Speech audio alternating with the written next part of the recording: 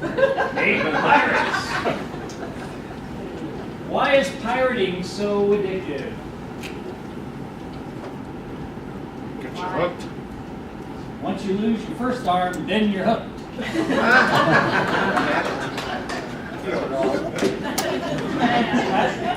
I've got to get a new writer. I gotta find a new website. Pirate joke. All right. So who had a good time last night at the social event? Yeah. Who had too good of a time? They're not here. They're not here. Brett's here. I'm here. You're a young I'm always man. here.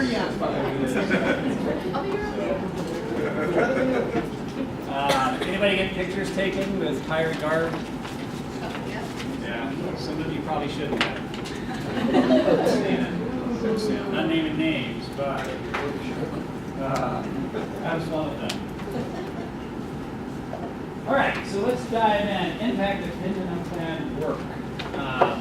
Everybody had their mobile devices. We're going to do a quick little survey. And the question I want to start out with today is, what are some of the more common thieves of time for you and or your team? So in other words, what steals away from the work, the tasks that you're working on that you planned for? Right? What steals your time?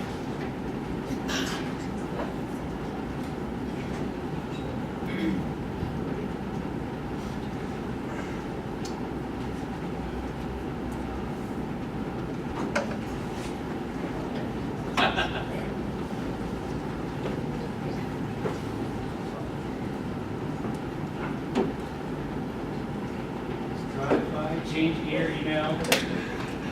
Yeah, little tickets, fraud support. Now, you guys know how this works. The bigger the word gets, the more resonance or the more that specific word. Right? So it looks like meetings, email. Who said that?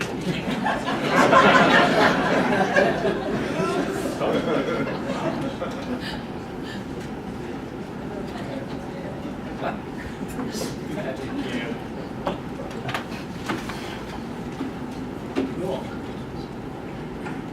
So meetings, email, at the end of the day, a lot of this is still going.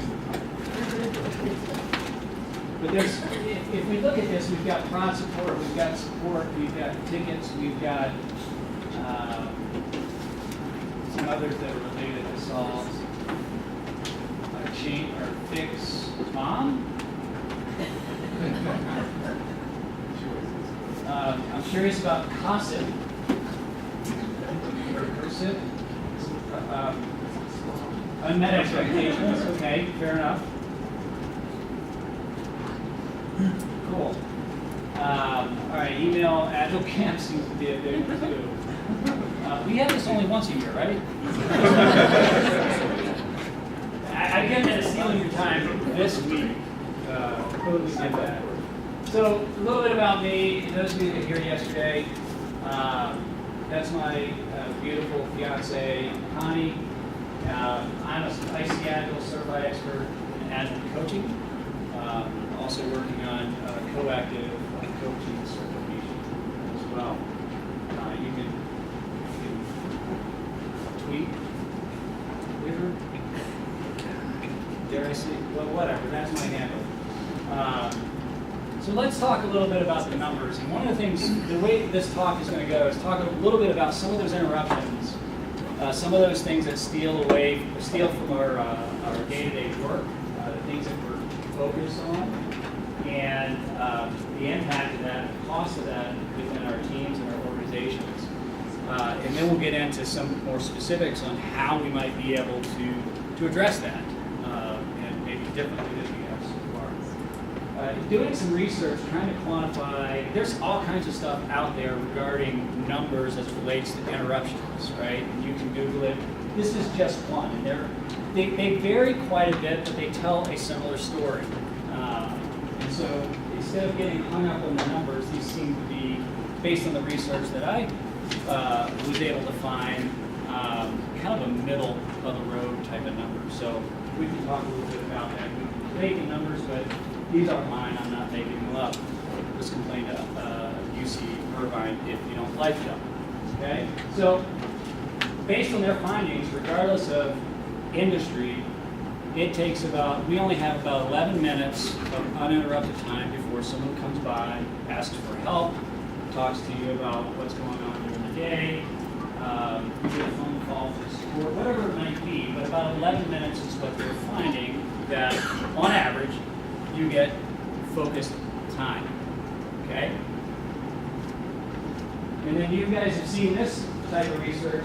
So I'm in a groove, I'm working 11 minutes, and then somebody pops over and interrupts me, and then this context switching concept, right? And this number goes up if it's a more complex task that we're working on, and it goes down a little bit if it's a more menial type of task or some task. But 25 minutes to regain that point before the interruption. So in other words, I was in a groove, got interrupted, now I'm back, Daniel left after talking about mountain biking for a little bit, and then I'm getting back into my task. I'm like, okay, where was I, right?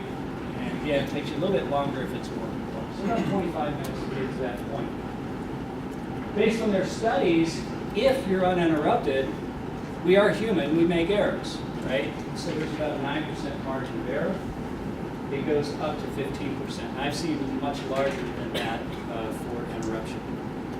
Okay, so let's walk through this in maybe a real scenario, something that you guys might be familiar with. So think of it this way. It's Monday morning, I arrive at work. Some of you might debate if that's Chris. It's probably 9:15-ish, running late for his 9 o'clock meeting. But what do you do when you first get in? You kind of warm up, right? You do some activities that kind of get you in the mood, or get you in the mode, or whatever it might be that you do. Get your coffee, toast your bread, read emails, respond to some emails, and so from about 9 to 9:30, you sit down and you're, all right, so what am I going to do, right?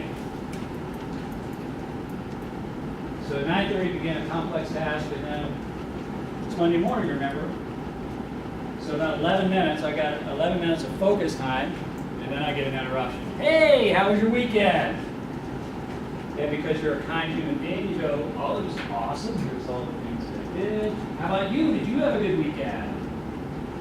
Let's assume that's probably a 10-minute conversation. It's probably, if you're talking to me, it's probably longer, okay? And so, assuming it's 10 minutes, you get back to your complex task. 25 minutes to get back into the groove. It's now 10:16. That's 35 minutes of lost time, 11 minutes or 10 minutes of conversation. If that's for me, I'm not here.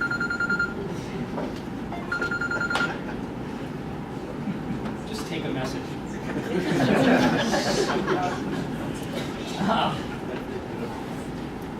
So 10 minutes of conversation takes me about 25 minutes to get back into the groove.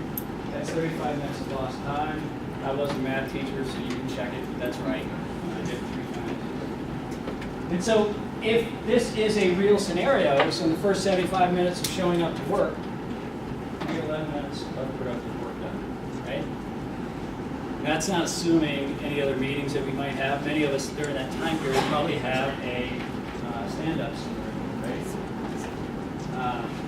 It's pretty alarming. If you move this over the course of the day, how much productive time, if this truly does happen, how much productive time do you get? I tried the math and I got confused and I didn't do it any further, but it's not a lot. I think it's fair to say, right? It's not a lot of productive time if this is indeed true. So,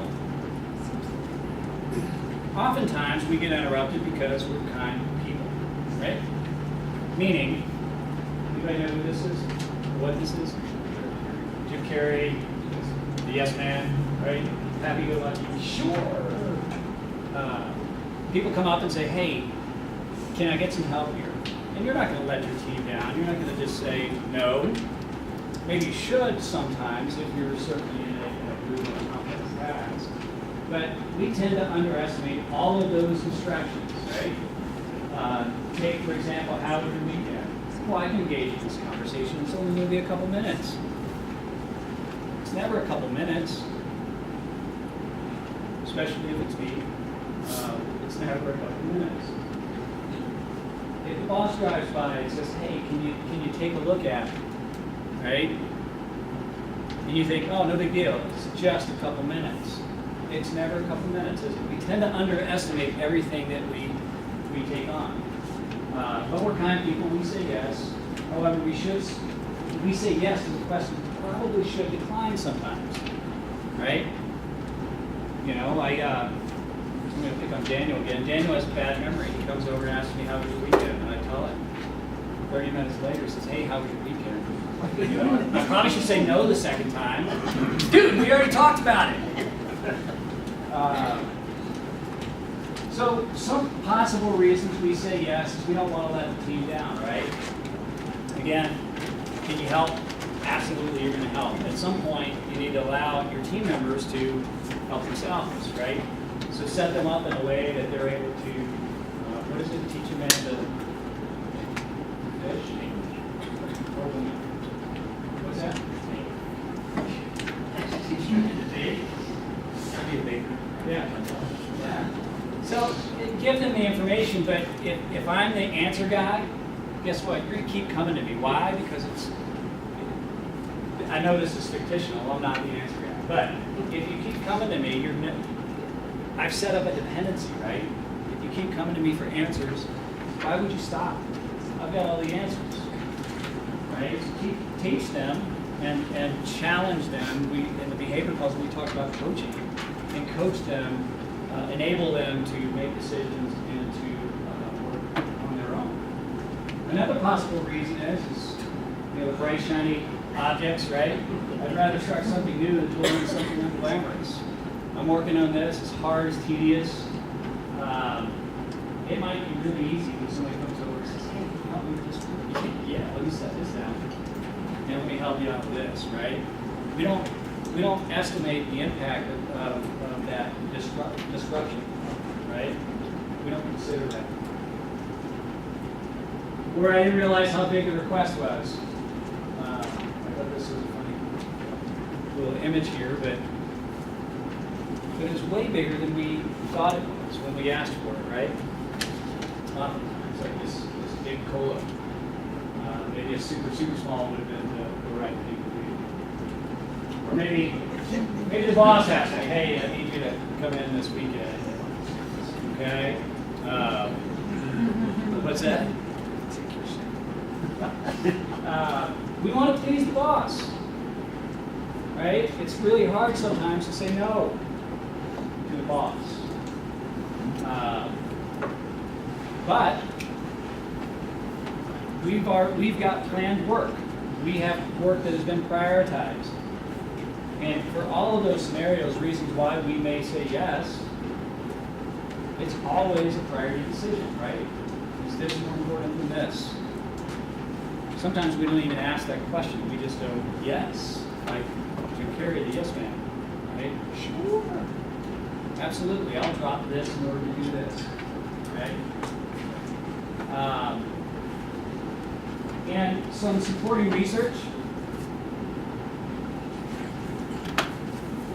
I like this because it talks about the time it takes. Now, Dilbert's research is 15 minutes versus the 25, so it's probably a less complex task.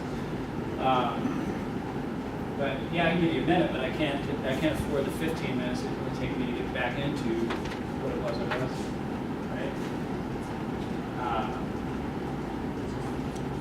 And then one more little bit of information here.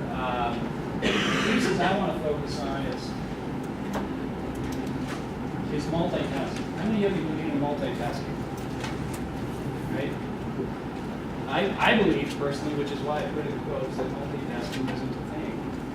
All it is I'm moving from one task to another task. We are single-threaded as human beings. It doesn't mean I can't have multiple things on my plate, but I am only working one thing at a time, right? You guys agree with that? And studies have shown when I context switch, as we talked about, maybe it takes us at 25 minutes to get back into the groove. These studies show that you make more errors when you when you are switching tasks versus doing one at a time. They also say that 4 times longer to recognize, it takes you 4 times longer to recognize new things when you are multitasking. Okay, so if you believe in it and you do it regularly, some people say I do it well. I don't. They say they do it well. This might be the cost to doing multitasking, right? We do it a lot. All that context switching. So think about that drive-by that someone comes up and says, hey, can you help me with, right? And you say, you drop whatever it was you were doing, which is, I assume was important at the time. Now you've got the attention. You set this aside. Now you're engaging in dialogue about what the new thing is. Then you probably, I'm guessing, you probably make some assessment of priority this versus this. But I've already stopped this. And I'm probably spending 10 minutes or so in discussion about what the new thing is. And then I choose whether to do it or not. Right? Is this true? Is this what we kind of do? Right? And that happens all day long. All day long. And this talk isn't about how do you eliminate that, because I don't believe that is possible in a complex environment, right? But those things happen, and there's a cost when it does happen. They've put some numbers to it, $650 billion. I don't know what comes into that, but I know it's a lot of money. And you can look at Forbes, you can look at other research about cost of interruption and multitasking in organizations. And they're big, big numbers, right? They're big numbers. So some of the themes of time that I want to talk about, and you guys hit, I think, a couple of them in that word cloud, is the first one being too much whip. You guys know what whip is? It's not what the boss carries around. It's a work in progress, right? So too much work in progress, unplanned work, and unplanned work can mean many, many things to different teams. Right? So it's a big bucket probably of unplanned work. We sat down, we planned some work, and then all this other stuff came in that we can't possibly do. And then unknown dependencies. The technology, at least, we've got large systems that touch other systems across the organization, right? And so there's all these dependencies. If I fix this, it has a downstream effect somewhere else, right? And we need to consider those things, but we don't always know what they are or who is affected until we're affected. And so the more we can identify that, the better off we can be. So we'll start unpacking each of these. Let's talk about too much WIP. WIP is simply when demand exceeds our capacity. Right? We've got more work than we could possibly handle in a given period of time. Anybody debate that? It's a very simple definition. So demand exceeds capacity. Right? In this particular picture, I don't know if you guys can see it in the back. Maybe you saw some of this driving in this morning. Hopefully not. But if you, not a whole lot's happening in this system, is there? Right? There's what's that? Yeah, it could be everybody exiting the Carolinas, right? But it's not a whole lot's happening here. There's too many cars in this particular intersection, right? So the only ones that have a chance of doing anything are where? What's that? On the outside. On the very outside, right? These guys stuck in the middle, they might be stuck there for a while. But if you had an even flow of traffic, right, you could get these cars through much quicker. But if you want to define flow, so how many of you are doing Kanban? Right, so you probably are familiar with flow. Flow is fast and smooth movement of work across the value stream. Anybody know what the value stream is? I'll give you a definition here in luck. Activities done from beginning to end for a product or service in order to provide business value, right? So it's about business time, right? So in this particular thing, when flow is congested, not a whole lot of value is coming out of that system, right? So think about your work. You've got all this work that comes in, so you plan a bucket of work of what you could possibly do. And then we have this tendency to be kind human beings, and we say, yes, I'll take that on, no big deal, it won't affect you. Oh, sure, I'll do that for you as well, right? So we're putting things down and we're constantly context switching. We end up seeing something like this in our Kanban books, perhaps. If you're doing Scrum, you see this as well. But it's more implicit than, whereas in Kanban it's more explicit. But you'll see it in the form of your tracking burn downs. You'll see nothing gets done until everything gets tested.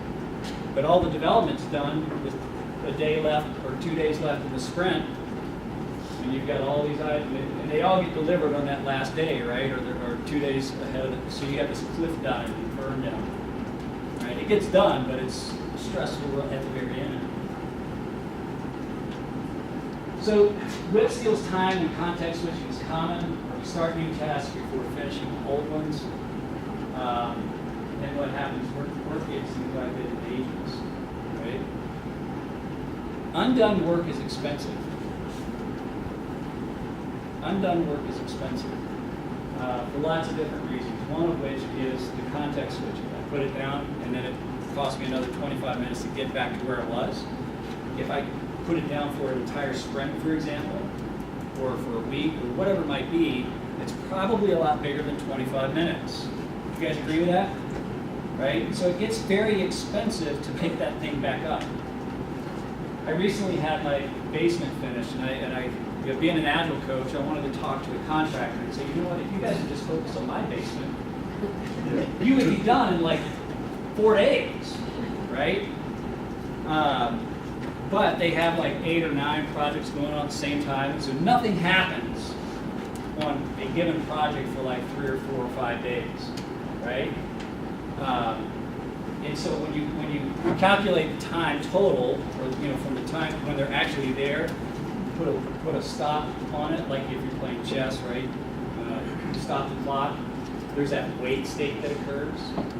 It's a gap of time, and then you start the clock again. I mean, instead of taking, I think it was 10 weeks, it's done, it's beautiful, you guys can all come over, well, most of you.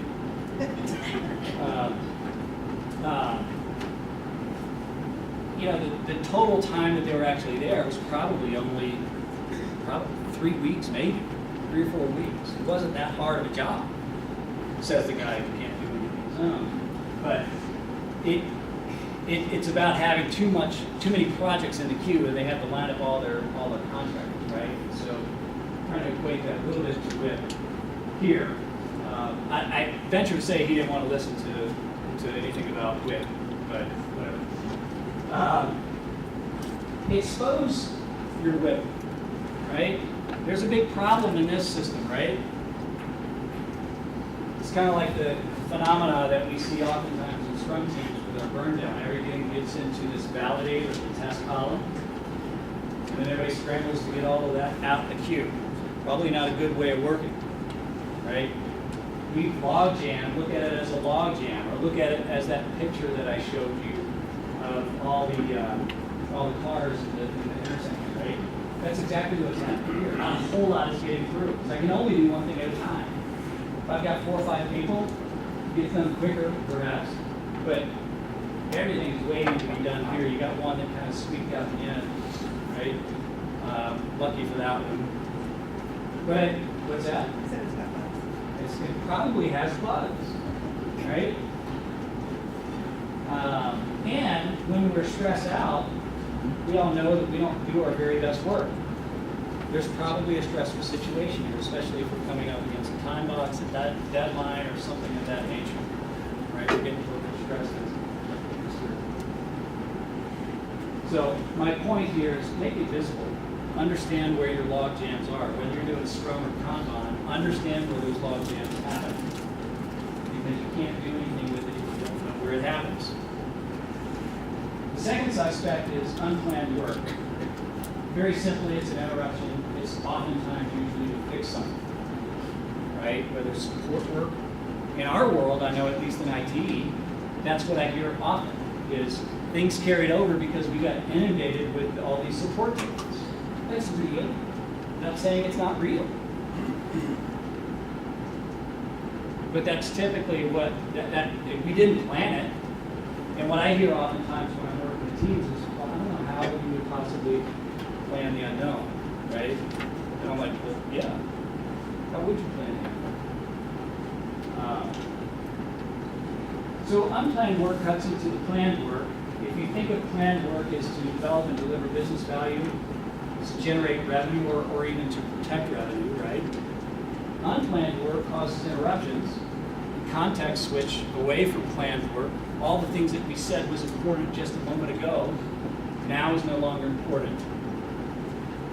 And it delays revenue generation or revenue protection, right? So again, unmasking. You gotta know where the issues, where they sit within your system. When I say system, it's not an application, but it's the environment in which you work, right? And you can see it in a Kanban board very simply here. Is this particular board shows that we have some unplanned or planned work. That's what we sat down and planned to do. But then all these things start to get planned. You've got some maintenance work that broke something out there, and some unplanned work there, right? So start to see it by visualizing it. Make it known to the team. It may be okay, right? It may be our reality, but understand where those things are occurring within our flow. And then the third I want to talk about are unknown dependencies. So if you're planning maybe lunch for yourself, right? It's not a big plan. It's pretty easy to plan lunch for yourself, right? I mean, very simple. Where do I have time available? Right here at 11:30, I'm going to lunch at 11:30. And now my big decision is where do I go? So pretty easy. But when I add someone into the mix, a friend of mine can say, hey, when can you go to lunch? So I'm available at 11:30. Oh shoot, I got a meeting. Right? So that dependency, if I want to go to lunch with my friend, my only friend, it gets increasingly more complex. And Lord help us if we have to add a third person into the mix, trying to find opening on their calendars for all three of you at the same time. Right? You end up eating lunch at like 11:15 to 11:45 and go, that's all we can do. But it was really important that we went out to lunch. But that's the only time we could find. Troy McGinnis, I don't know if you guys are familiar with Troy McGinnis. I know a couple of you are, but he's a big data guy. But he talked about his quote here: every dependency doubles your chance of being delayed. You guys find that in your teams? You start working on something, you're, oh crap, DBA's got to do something. Because they're not part of your team, right? That's a common one, I think, in technology. I'm sure there are others, right? Where doing some work and then realize, ooh, this team over here has got something they need to do because of this change. So I can't really finish it or deploy it until they do their thing, and then I can get. And then what happens then when you talk to them? It's not their priority, is it? And so now that piece of work sits until they make it a priority. Usually what happens, you ask for a heavy hitter or something, hey, can you increase the skids here? Because we need to get this thing done, right? Somebody goes in, creates some frustration, probably for the other team. You guys are already frustrated. But there's some coordination, some negotiating that has to go on in order for that to happen, right? So understanding where those dependencies are is paramount in order for it to enable a smooth flow of work through our system, right? Anyone do dependency maps in here? Yeah. We got one, yay. They're helpful. So visualize, there's a bunch of different ways, one of which is a dependency map, but a bunch of different ways. Very simply, at least identify where they are, right? If you're asking the DBA team, for example, using that, that was simply to do some work on your behalf, right? right? Your thing won't work until new field is added to the database. You're not allowed to do it for probably lots of good reasons. Okay? Identify it, map it, show it, right? And work closely with the other team. Not saying count them, frustrate with you, or hey, done yet? They done yet? Like the kids on a road trip, right? Are we there yet? Are we there yet? Imagine how you feel when you answer that question from your kids. I'm sure the other team will feel the same way. So visualize it. So here are some next steps. WIP, or work in progress. If you don't use work in progress limits, start. And the question may be, if I'm a Scrum team, why would I ever use work in progress? Maybe you won't. Maybe your flow is just fine. But because there are some implied boundaries within a Scrum, which is the time box, right? You got a 2-week time box. So we can only fit so much in that 2-week time box, right? But if you start seeing things hang up in that flow, in that system, you see the log jams or you see the cliff dive burn down chart, start explicitly stating what our limits are, right? You can do it in a number of different ways. The most common way is we put a work in progress limit on the column, right? So you guys are doing that? Yeah. And maybe if I have 3 developers, I might say in development, I can only have 3 at a time. That's really scientific approach. But 3 developers maybe are with this 3. And then adjust that as it makes sense. But you could also do your WIP limits on the row. Might be something worth trying. In other words, if we start to visualize where all these things come from in our world, all these requests, not just the stuff we plan, right? That's easy. But once we get all the other things and we start to visualize that, consider putting a WIP limit on that row. That row could be squirrels. Some of you I know are tracking squirrels, right? What's a squirrel? What's that? Yeah, something that pops out of nowhere, right? I was waiting for somebody to say, oh, one of those little bushy tail things. Is it a rodent? I don't know. But they track the squirrels and see what's going on there. If I'm a product owner, I would love to know this. We planned 10 things. We only did 4 of the planned things, but I did 20 other things, right? Now on the surface, it looks like, boy, they got a lot done, and that's true. We got a lot done, but we got very little of what we planned. And it may be okay. It may be okay. However, it may not be what we want to focus on, right? Let your WIP limits be creative, friendly constraints, meaning it's not a stick or a hammer, but start somewhere, let it be a constraint so that you look at that as a team and how does this inform us as a team? How does this enable our flow? Does it smooth our flow or impede it, right? And your goal will be to use that metric to say, you know what? We're just not getting the work done because this number is too constraining, and so we need to open that up. That might be a good conversation, right? But have that conversation as a team. Limit the WIP to the team's capacity. Again, very scientific approach to WIP limits. We'll start there and see how that informs you. High WIP equals high wait times. Right? We've all been on call to customer support of some sort with a product that we own, right? We love it, right? When they say you were 45th in the queue, you have a 4-minute wait time. Right? We all love that, right? They have a high WIP limit. They're allowing all these calls to come in, and they can't possibly get to you until maybe 4 or 5. And how many of you have been on one of those calls where it just keeps going up? It's kind of like when the network slows down and you're downloading something that says 1 minute, and then and it says an hour and 20 minutes. You're going, what? I don't have that kind of time. So high wait equals high wait times, and other things are sitting waiting for attention. Measure all your work. Make it visible. You can't measure it if it isn't visible, right? If you're doing things on the side, doing side projects, it's not that you're not busy, but on paper, on the surface, it looks as if this other stuff should have been getting done, right? So make it all visible. Measure it.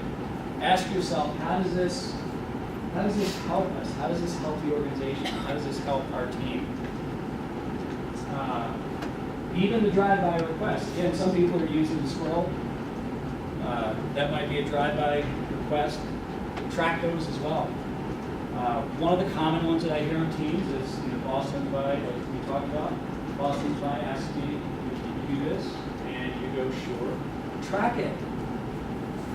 Track it. Because oftentimes, at least the conversations I've had with some of the leaders, is they don't recognize how much they are impacting the team, right? Because when I go by and ask, "Hey, can you help out?" You go, "Yeah." Well, when I do that, I kind of think, oh, everything's cool. Everything's good. He's able to take that request on and get his other stuff done, which is really what I'm hoping for, right? There was no pushback, nothing of that nature. So it seemed like it was fine. But when I, as a leader, go and ask multiple members of the team, "Hey, can you do that? Can you take this on too?" Now it multiplied the impact to the given team. Not a good thing. Not what I want as a leader, most likely. I'm not saying all leaders are created equal, but that is a possible reaction, right? So, well, I didn't realize I was impacting you guys in this way. I need to do that different. Understand the source of all the work done by the team and what saved the show. Trend the data. Trend it. Why would you trend it? Same reason.